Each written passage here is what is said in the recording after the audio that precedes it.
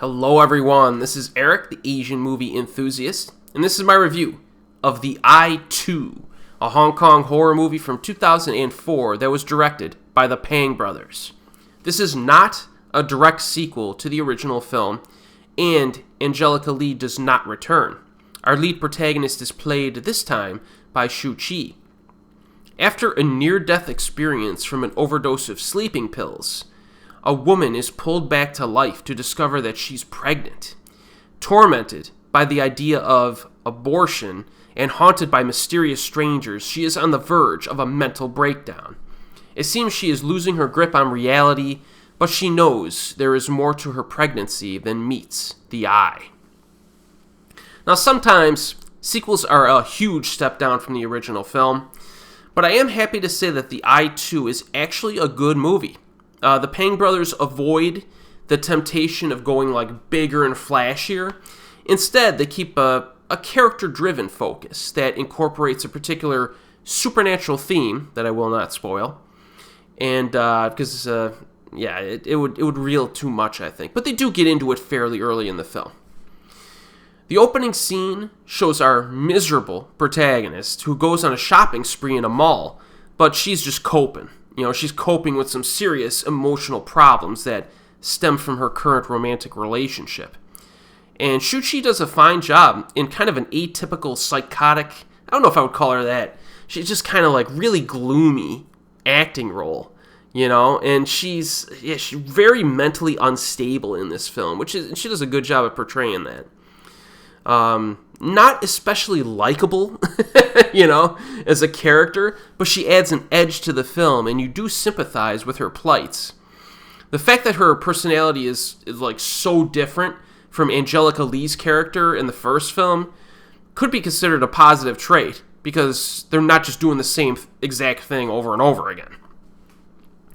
Story's good, surprisingly unusual when you realize what the spirits are actually doing. It's kind of difficult to explain without spoiling things, but The Eye 2 does a good job of distinguishing itself from its predecessor in certain ways. The interaction between the protagonist and one particular ghost is entirely different from anything from the first film, really. It really is. And the finale, which could be considered like an anticlimax in some ways, is pretty interesting, though, because it kind of turns the finale of a typical ghost film on its head, which I did enjoy. Some of the backstories of these ghosts in this film almost completely ignored, with the exception of one in particular. So, the story is very focused on our human protagonist, and in the end, I think it works well. In terms of scares, there are some intense images early in the film that have nothing to do with ghosts. I'll just leave it at that. But for those of you who do want some spooky spirits, there is enough here to satisfy, I think. Some imagery showcases reflections in water and mirrors in the beginning, which I thought was cool. There's a number of cool scenes during the later half involving, I would say, swimming spirits. I would describe them as. They're almost kind of like swimming in the air, which I thought was pretty cool, actually. The elevator scene in The Eye 2, in my opinion, is just as good as the original film, if not even a little bit more interesting. There's also a scene of attempted suicide that's kind of freaky as well.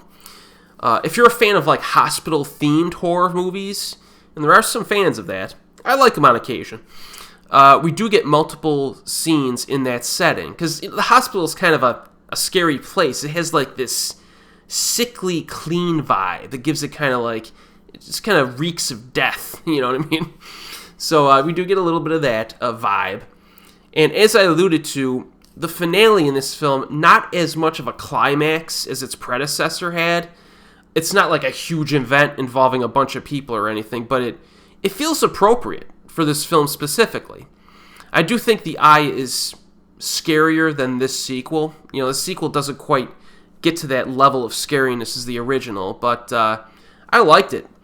When you hear people talk about the Eye film franchise, it's usually the first film from 2002 that is mentioned the most. But I do think The Eye 2 is a good sequel.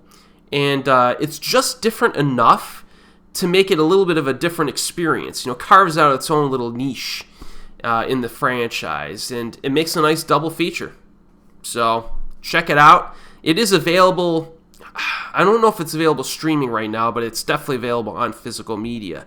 You can pick it up on Amazon. And as always, I will see you next time.